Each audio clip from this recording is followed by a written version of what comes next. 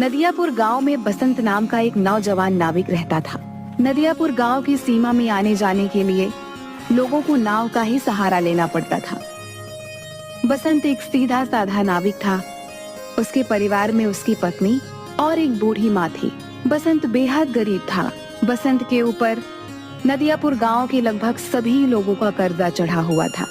आज बसंत अपनी नाव के पास पहुंचा ही था कि तभी गांव का सेठ धनीराम कुछ लोगों के साथ उसके पास आ धमका। बस बहुत हो गया, अब मामला बर्दाश्त से बाहर होता जा रहा है, समझ गया? पूरे 6 महीने हो गए मुझे बेवकूफ बनाते हुए तुझे। आज मैं अपने पैसे ले जाकर ही रहूंगा, समझा? मुझे कुछ दिनों की मोहलत और दे दो सेठ जी। आप तो जानते ही हो कि इस वक्त धंधा कितना मंदा चल रहा है। अबे तेरा धंधा कोई मंदा नहीं चल रहा। सच तो ये है कि तू मेरे पैसे देना ही नहीं चाहता। नदियापुर गांव में आने के लिए और जाने के लिए नाव का ही सहारा लेना पड़ता है। ऊपर से ये इलाका टूरिस्ट इलाके में भी आता है।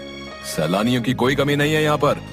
तेरा धंधा मंदा कैसे बढ़ सकता है बे? सेठ जी, सारे गांव वाले जानते हैं कि मेरी किस्मत कितनी फूटी हुई है। मैं बड़ी मेहनत से पाई पाई इकट्ठा करता हूँ, लेकिन वो पैसे किसी न किसी वजह से मुझसे खर्च हो जाते हैं। बसंत पर सेठ धनीराम बसंत का मजाक उड़ाते हुए अपने लोगों को देखकर बोला, रे सुना तुम लोगों ने? ये बड़ी मेहनत से पाई पाई जोड़कर रकम इकट्ठा करता है और इसे खुद नहीं पता कि इसके पैसे कहाँ खर्च हो जाते हैं बे? इतना कहकर धनीराम गुस्से से बसंत की ओर देखकर बोला, ये क्यों नहीं कहता कि तू एक नंबर का अय्याश है?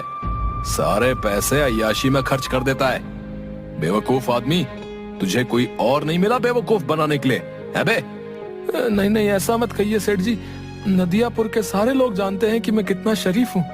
मेरे घर में मेरी पत्नी और मेरी बूढ़ी माँ रहती है। मैंने तुझसे ये नहीं पूछा कि तेरे घर में कौन कौन रहता है, समझ गया? अरे तेरे घर में तेरी बूढ़ी माँ रहे या तेरी पत्नी, मुझे इससे क्या? मुझे तो बस मेरे पैसे से मतलब है। और रहा सवाल तेरे शरीफ होने का, अरे तूने तो सारे गांव से कर्जा ले रखा है और जहां तक मुझे जानकारी है तूने किसी के पैसे नहीं चुकाए। मुझे थोड़ी सी मोहलत और दे दीजिए सेठ जी। मैं वादा करता हूँ कि मैं आपकी एक एक पाई चुका दूंगा। ठीक है, लेकिन इस बार मैं तुझे 10 दिन से ज्यादा की मोहलत नहीं दे सकता। 10 दिन के अंदर अंदर अगर मुझे मेरे पैसे नहीं मिले ना, तो मैं तेरा मकान तुझसे छीन कर तुझे धक्के देकर तेरे मकान से बाहर निकाल दूंगा। समझ में आ गई? इतना कहकर धनीराम वहाँ से चला गया और बसंत अपना मुंह लटकाते हुए अपने काम पर लग गया। शाम को थका हारा बसंत जैसे ही अपने घर पर पहुँचा, उसकी पत्नी बोली, आ गए सेठ जी घर पर। आपके पीछे बहुत सारे मेहमान आपको पूछते हुए आए थे। उन्होंने आपका काफी देर तक इंतजार किया और बेचारे इंतजार करके बहुत थक गए। अभी कुछ देर पहले ही गए हैं। झुमकी, मैं जानता हूँ कि तुम किनकी बात कर रही हो। जब तुम सारी बातें जानते ही हो तो फिर उन सबके कर्जे क्यों नहीं चुका देते? तुम अच्छी तरह से जानती हो झुमकी, पिछले कुछ सालों से मेरे साथ क्या हो रहा है। मैं जब भी कुछ पैसे जमा करता हूँ वो किसी न किसी तरह से खर्च हो जाते हैं। पिछली बार माँ का पैर टूट गया था, उसके इलाज में कितने पैसे खर्च हो गए।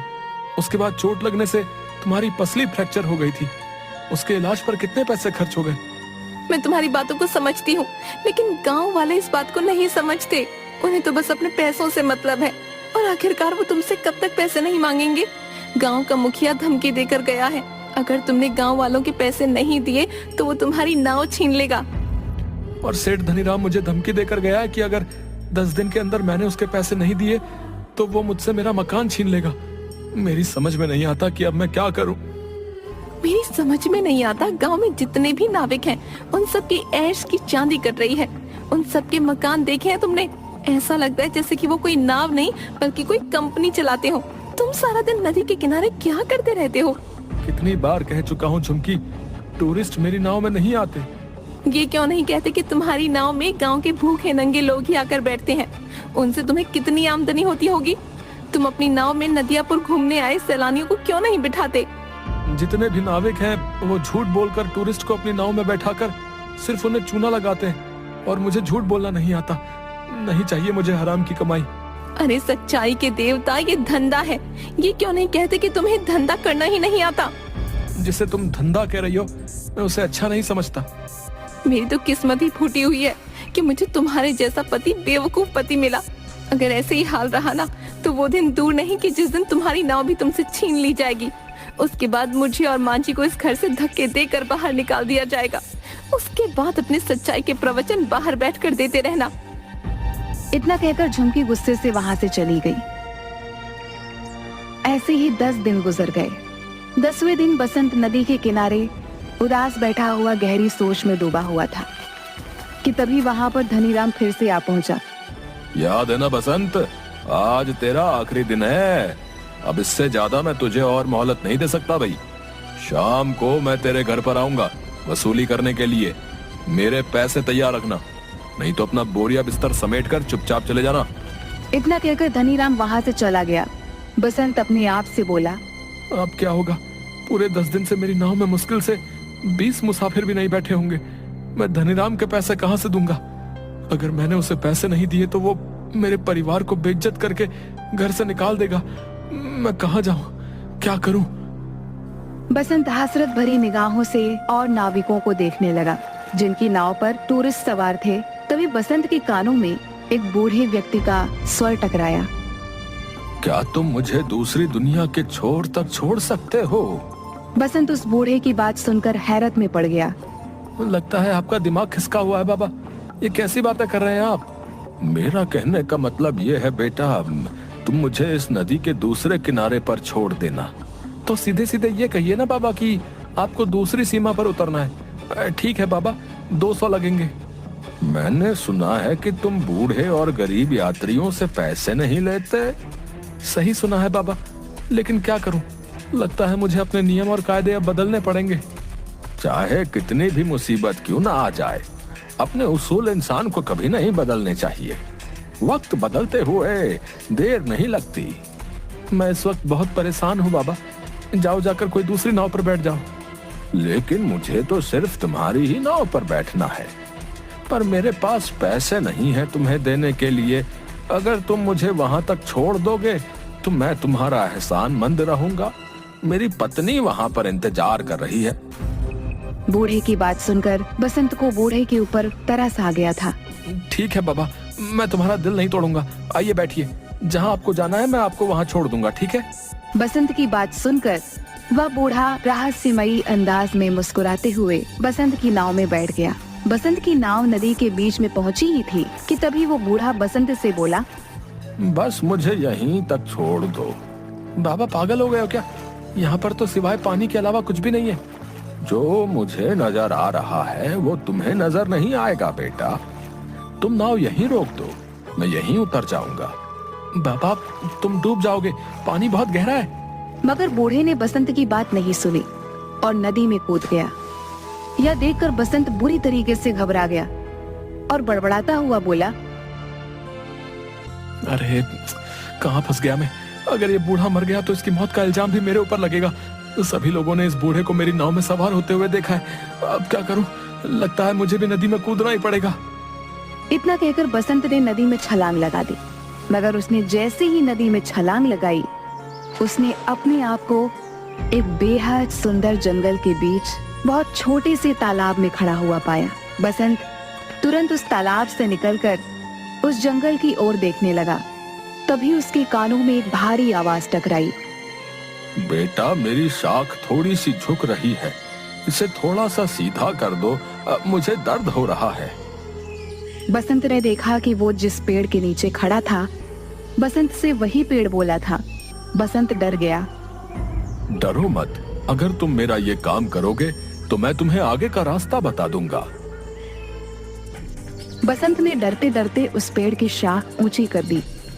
तभी अचानक बसंत के सामने एक बेहद सुंदर सोने की सड़क बन गई। घबराओ मत, तुमने मेरी मदद की है, इस वजह से ही तुम्हारे लिए ये सोने की सड़क मैंने बना दी है। तुम यहाँ से सीधे राजमहल तक पहुँच जाओगे। लेकिन ये कौन सी जगह भाई? कुछ देर बाद तुम्हें पता लग जाएगा। तुम जिस रास्ते से यहाँ पर आए हो वो रास्ता सिर्फ शाही लोगों के लिए खुलता है। तुम जरूर कोई खास हो।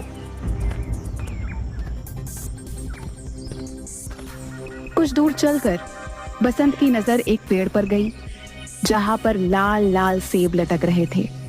अचानक एक सेब बसंत की ओर देखकर बोला, देख क्या रहे हो? अगर तुम्हें भूख लगी है तो मुझे खा लो।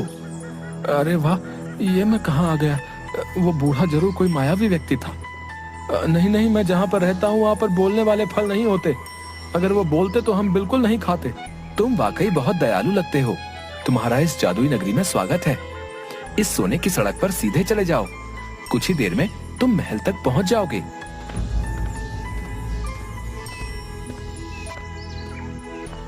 कुछ ही देर में बसंत एक आलीशान महल के सामने पहुंच गया। तभी उसके कंधे पर पीछे से किसी ने हाथ रखा। बसंत ने देखा तो सामने वही बूढ़ा खड़ा उसे देखकर मुस्कुरा रहा था। कौन हो तुम और ये कौन सी जगह है? अचानक वह बूढ़ा एक बेहद सुंदर राजकुमार में तब्दील हो गया। ये सारा का सारा राज्य मेरा है। तुम पृथ्वी पर नहीं बल्कि दूसरी एक जादुई दुनिया में हो। दूसरी दुनिया में? मैं कुछ समझा नहीं। दरअसल नदियापुर गांव की नदी के बीच एक दूसरी जादुई दुनिया का द्वार खुलता है। ये एक जादू की दुनिया है। तुम्हारा महल तो बिल्कुल सोने का मालूम होता है। यहाँ के दरवाजे, यहाँ तक कि सैनिक भी सोने के ही मालूम होते हैं। सोने के मालूम नहीं होते, ये सोने के ही हैं। मैं तुम्हें बहुत दिनों से नाव में बैठा हुआ उदास देख रहा था। मैं जानता हूँ कि तुम बहुत अच्छे स्वभाव के हो और तुम्हारी दुनिया में अच्छे व्यक्तियों के साथ अच्छा बर्ताव नहीं होता, जबकि हमारी दुनिया में ऐसा बिल्कुल नहीं होता। इसलिए मुझे लगा तुम्हारी मदद करनी चाहिए। इतना कहकर वो राजकुमार बसंत को महल के अंदर की ओर ले गया, जहाँ पर सोने के सिक्कों के ढेर लगे हुए थे। ये सारे सोने के सिक्के तुम्हारे हैं। तुम्हारी जितनी मर्जी हो यहाँ से ले जा सकते हो और तुम जब चाहो यहाँ पर आ सकते हो। मगर याद रखना, तुम्हें इस बात को हमेशा रहस्य ही रखना होगा। यहाँ तक कि तुम्हें अपनी पत्नी और माँ को भी इस बारे में कभी नहीं बताना। जिस दिन तुम इस राज को छुपाने में नाकामयाब हो जाओगे, तुम्हारे लिए इस दुनिया के द्वार बंद हो जाएंगे, क्योंकि ये यहाँ का नियम है। बसंत ने एक थैले में सैकड़ों सिक्के भर लिए। वो राजकुमार उसे उसी जादुई पेड़ के पास मौजूद उस छोटे से तालाब पर ले आया। तुम इस तालाब में कूद जाओ, तुम अपनी नाव में दोबारा वापस पहुंच जाओगे। बसंत जैसे ही उस तालाब के अंदर कूदा, उसने दोबारा खुद को नदी के बीच में पाया। बसंत उसी दिन वो सारा सोना शहर में बेच आया और उसने गांव में सबके कर्जे चुका दिए। देखते ही देखते बसंत नदियापुर का सबसे बड़ा सेठ बन गया।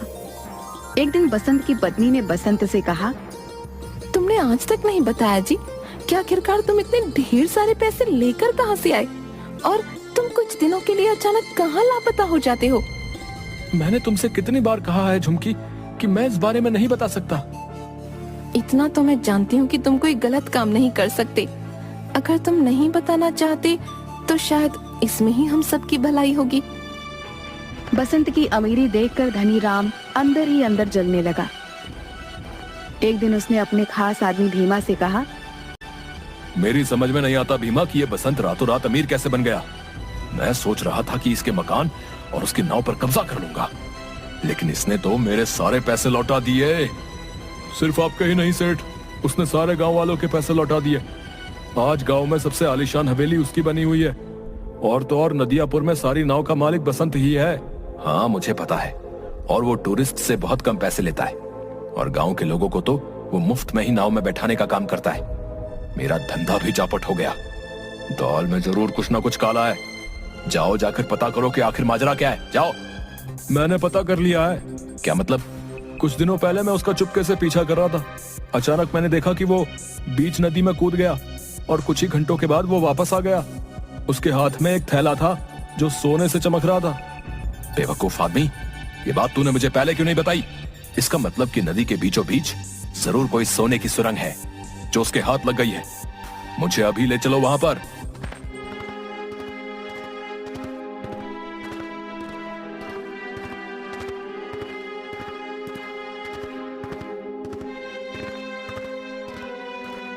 कुछ ही देर में सिर्फ धनी राम और भीमा नदी के बीच पहुंच गए। क्या तुम्हें यकीन है भीमा की बसंत यहीं कूदा था? जी, मैंने उसे ठीक इसी जगह छलांग लगाते हुए देखा था। तो फिर देर किस बात की है भीमा? चलो अब हम दोनों साथ साथ कूदकर उस सोने की सुरंग में पहुंच जाते हैं और सारा का सारा सोना आज ही निकाल लेते हैं। आपने तो मेरे मुंह की बात छीन ली। इतना कहकर वह दोनों नदी में कूद गए। अचानक बहुत तेज एक पानी की लहर आई।